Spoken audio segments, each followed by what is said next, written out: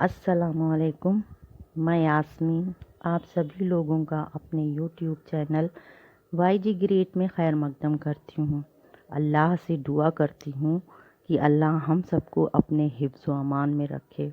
वो दिन किसी को न दिखाए जिसका ज़िक्र मुसन्निफ़ा जिलानी बानो ने अपने अफ़साने अब्बास ने कहा में किया है। कैसा दर्दनाक मंज़र, हर तरफ चीख पुकार। ये साइंस ने भी क्या खूब तरक्की की है। सबके हाथों में दुनिया को नस्ते नाबूद कर देने वाली चीज़ थमा दी है। अल्लाह खैर करे। चलिए अफसाने के जानिब चलते हैं। अगर अफसाना सुनकर आप अपने आप को इराक के युद्ध में पाएं तो वीडियो को लाइक शेयर करें और चैनल को सब्सक्राइब भी। मेरी छोटी सी एक कोशिश जिसे कामयाब बनाने का जिम्मा आप सभी पर। अब्बास ने कहा, अफसाना नमस्कार। अब आप आकाश से समाचार सुनिए। आज के मुख्य समाचार। इराक में युद्ध की तैयारियां ज़ोरों पर हैं। इस युद्ध को टेलीकास्ट करने के लिए अमेरिका ने सारी दुनिया के टीवी चैनल्स के कई मिलियन डॉलर्स के कॉन्ट्रैक्ट किए हैं। टीवी चैनल्स की इन कंपनियों ने ये शर्त रखी है कि इराक की तबाही और बर्बादी के ऐसे मनाजिर दिखाए जाएं जो इससे पहले किसी जंग में नहीं दिखाए गए, और इराक के शहरों पर इन हौलनाक हथियारों के बरसने के भी हों जिन्हें छुपा देने के इल्ज़ाम में इराक को बर्बाद करने का प्लान बनाया गया है। इसलिए आज सारी दुनिया में हलचल मच गई है। लोग अपने काम पर नहीं गए, बच्चे स्कूल नहीं गए, औरतों ने सास बहू वाले सीरियल नहीं देखे। कार्टून नेटवर्क और पोगो की बजाय सब इराक पर बमबारी के बाद इंसानों के बिखरे हुए टुकड़े और जलते हुए शहरों का तमाशा देखते रहे। इस युद्ध के बाद इराक की तामीर नौ के ठेके हासिल करने की दौड़ सारी दुनिया के बाज़ारों और अमेरिका की तिजारती मंडियों में शुरू हो चुकी है। अमेरिकी गवर्नमेंट ने सारी दुनिया की मार्केट से टेंडर तलब कर रही है। तेल के चश्मे कौन जलाएगा? तेल के इन चश्मों की आग बुझाने का कॉन्ट्रैक्ट किसे मिलेगा? एयरपोर्ट और बंदरगाहों को कैसे तबाह किया जाएगा? इन ठेकों के हकदार सिर्फ वही मुल्क होंगे जो इराक को तबाह करने में अमेरिका का साथ देंगे। इस युद्ध की ताज़ा जानकारी के लिए अब हम इराक चलते हैं और इराक में हमारे संवाददाता अहमद से बात करते हैं। अहमद, इराक युद्ध के बारे में आप हमारे दर्शकों को कुछ बताएंगे?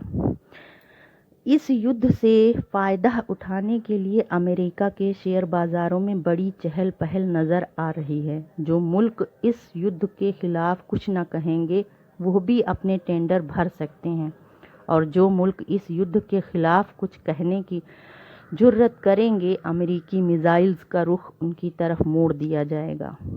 इस युद्ध से अमेरिका और उसका साथ देने वाले मुल्कों को लाखों डॉलर की आमदनी की संभावना है। इस जानकारी के लिए धन्यवाद। अब आपसी ऐन से वसूल होने वाला एक विशेष चित्र देखिए। सऊदी अरब, कुवैत और ईरान के मुल्कों के शाहों ने इस युद्ध से लुत्फ़ अंदोज़ होने के लिए ऐसे शानदार महल बनाए हैं जिन पर किसी मिसाइल का असर नहीं होता। इन महलों में दुनिया की हर आशाइश है। तमाम शाह और शाह बच्चे टीवी सेट के सामने बैठे हैं और इराक की मुक़द्दस मजहबी इमारतों, म्यूज़ियम, लाइब्रेरी और करबला पर बमबारी के मनाजिर देख रहे हैं। इन शाहों ने तय कर लिया है कि वो इस युद्ध के ख़िलाफ़ कुछ न बोलेंगे, मगर इस युद्ध में लड़ने वाले बहादुर सिपाहियों के सर पर दस्तार फजीलत रखेंगे। इसके लिए इन जाबाज सिपाहियों को हुजूर के आगे सर झुकाने की ज़रूरत नहीं होगी। हुजूर के आगे इन सिपाहियों के सिर्फ सर लाए जाएंगे। आप जानते हैं कि हमेशा बादशाहों ने इसी तरह फनकारों, अदीबों और बहादुर सिपाहियों को नवाजा है। اب ہم تازہ جانکاری کے لیے آپ کو نجف اشرف کی طرف لے چلتے ہیں۔ یہاں بم کے دھماکوں سے ہر طرف آگ اور دھواں پھیلا ہوا ہے۔ لوگوں کے رونے چلانے کی آوازیں ہمارے درشک سن رہے ہوں گے۔ ہمارے سامنے سے بے شمار انسان، روتے ہوئے بچے، زخمی عورتیں پناہ ڈھونڈنے کے لیے ادھر ادھر بھاگ رہے ہیں۔ آپ ان کی آوازیں سن سکتے ہیں۔ یا علی، یا مولا علی مشکل کشا، یہیں اپنے پاس بلا لو، حضرت علی کے ساتھ سائے میں چھپا لو، میرے مولا میری مدد کرو، کوئی ہے میرے بچے کو بچا لو۔ ایک لنگڑا بوڑھا آدمی چھوٹے سے بچے کی انگلی تھامے بمباری سے بچنے کے لیے بھاگنے کی کوشش کر رہا ہے۔ وہ دونوں ڈر کے مارے زور زور سے رو رہے ہیں۔ بوڑھا زور زور سے چلا رہا ہے، مولا علی مشکل کشا، یہیں اپنے پاس بلا لو، میرے بچے کو اپنے سائے میں چھپا لو۔ رک جائیے حضرت، آپ حضرت علی کے مزار کی طرف مت جائیے۔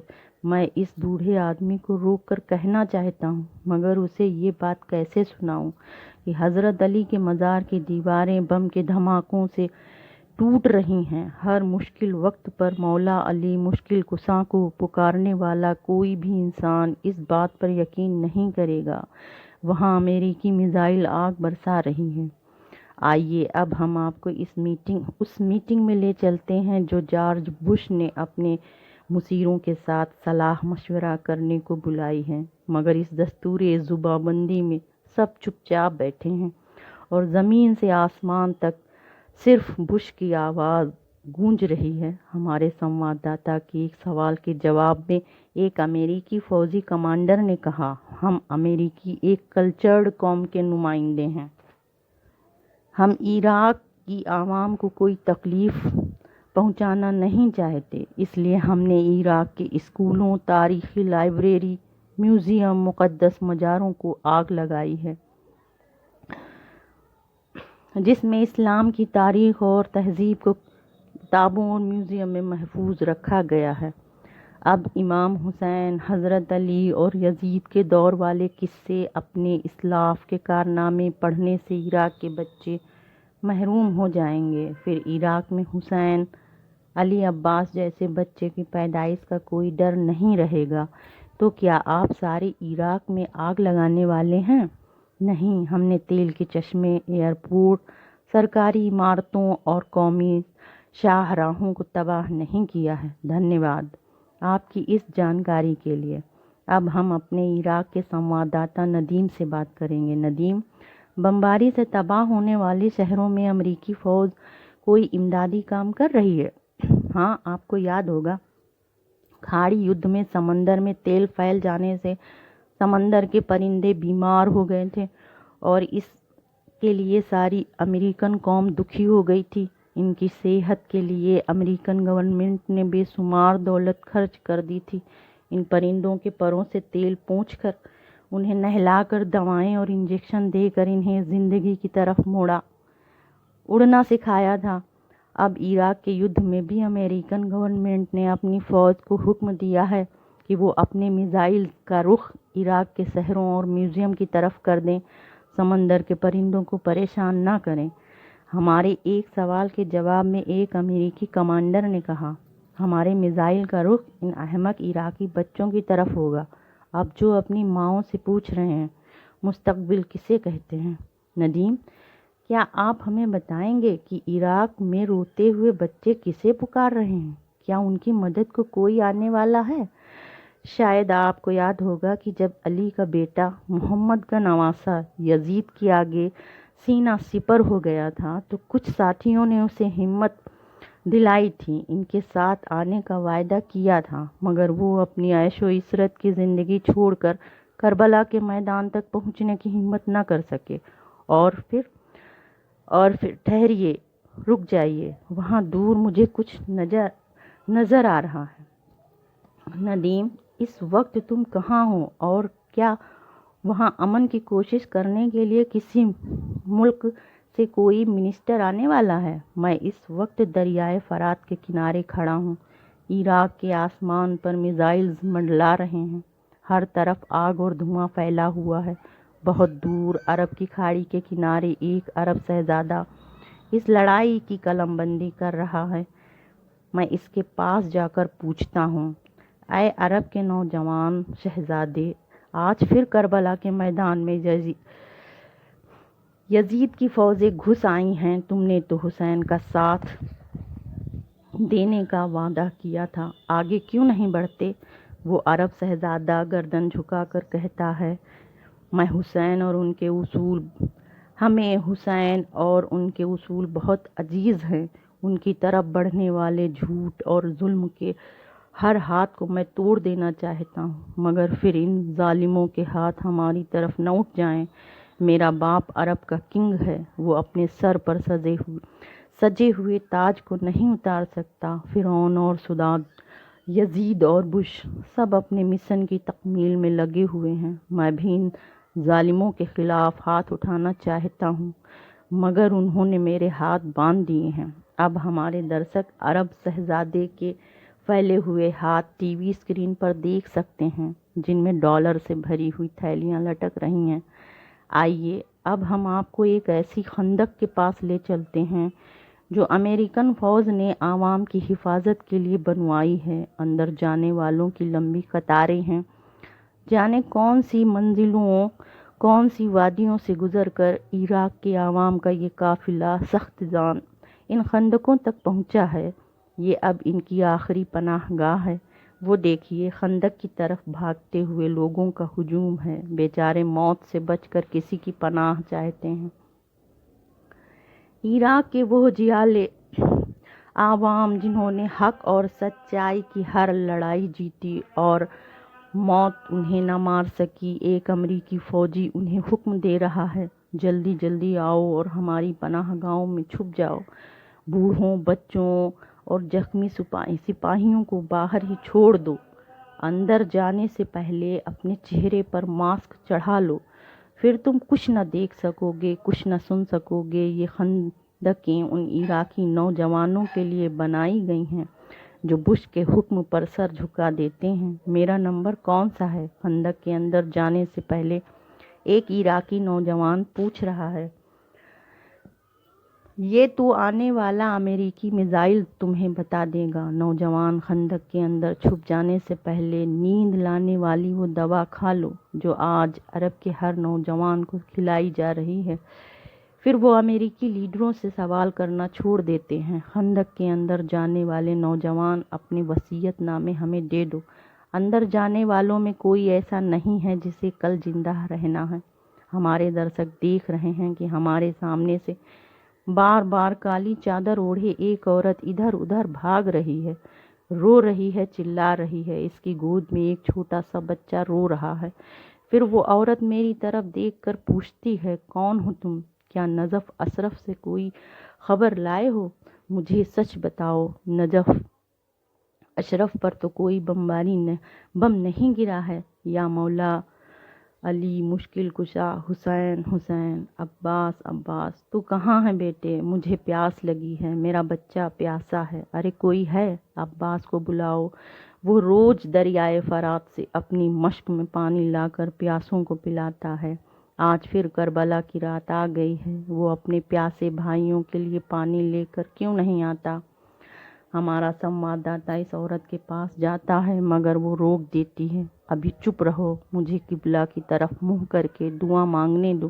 یا اللہ، میرا خاوند، میرا عباس، میرا گھر کہاں ہے؟ انہیں اپنی حفظ و امان میں رکھو۔ وہ عورت ادھر ادھر اب گھبرا کے دیکھ رہی ہے۔ اتنی آگ کس نے لگائی ہے؟ اس دھوئیں میں میرا قبلہ چھپ گیا ہے، میں اذان کی آواز کیسے سنوں گی؟ ارے کافروں، تم نے میزائل کی گھن گرج میں اذان کی آواز بھی گم کر دی ہے۔ ہمارا سنوادداتا اس عورت کے پاس جاتا ہے مگر وہ روک دیتی ہے۔ ٹھہرو، مجھے قبلہ کی طرف منہ کر کے دعا مانگنے دو۔ بی بی، تم اپنا نام بتاؤ گی؟ تم کون ہو؟ عورت روتے ہوئے بچے کو اپنی کالی چادر میں چھپا کر دور ہٹ جاتی ہے۔ میں ایک ٹی وی چینل کا نیوز رپورٹر ندیم ہوں۔ بی بی، اپنا نام بتاؤ گی ہمیں؟ تم کیا جانو میں کون ہوں؟ وہ عورت بڑے غرور کے ساتھ اپنا سر اونچا کر کے کہتی ہے، میں اس زمین کی ماں ہوں جہاں غرور کا ہر شیشہ شکست ہوا ہے۔ پھر وہ اپنی گود کے بچے کا سر اونچا کر کے اس سے کہتی ہے، دیکھ دیکھ میرے بیٹے، اوپر کی طرف دیکھ، تیرا بھائی عباس اب پانی کی مشک لے کر آئے گا۔ جب بھی دشمن ہمیں مارنے آئے ہیں، عباس اپنی مشک میں پانی بھر کے زخمیوں کو پلاتا ہے۔ وہ عورت آنکھوں پر ہاتھ رکھ کر چاروں طرف دہکنے والی آگ اور دھوئیں کے پار کچھ دیکھ رہی ہے۔ پھر وہ اپنی گود میں روتے ہوئے بچے سے کہتی ہے، اوپر کی طرف دیکھو، وہ اب آ جائے گا۔ ہر ماں اپنے بچے کو ہمیشہ اوپر کی طرف دکھاتی ہے، کوئی وعدہ امید کا جگمگاتا ہوا چاند، امن کا پیغام لانے والی چڑیا، ہاتھوں میں پانی کی مشک اٹھائے دوڑتے ہوئے عباس۔ بچہ اوپر کی طرف دیکھتا ہے، پھر قہر کی آگ برساتے ہوئے میزائل کی آواز سن کر ماں کی گود میں چھپ جاتا ہے۔ وہ عورت گھبرا کے ہمارے سنواداتا ندیم سے پوچھ رہی ہے، کیا تم جانتے ہو میرا عباس پیاسوں کو پانی پلانے کیوں نہیں آیا؟ کیا اہل کوفہ ہماری مدد کے لیے آ رہے ہیں؟ تم کیا خبر لائے ہو؟ خاتون محترم، ابھی ہمیں ایسی کوئی جانکاری نہیں ملی کہ کسی اور سے کوئی تمہارے لیے پانی لانے والا ہے۔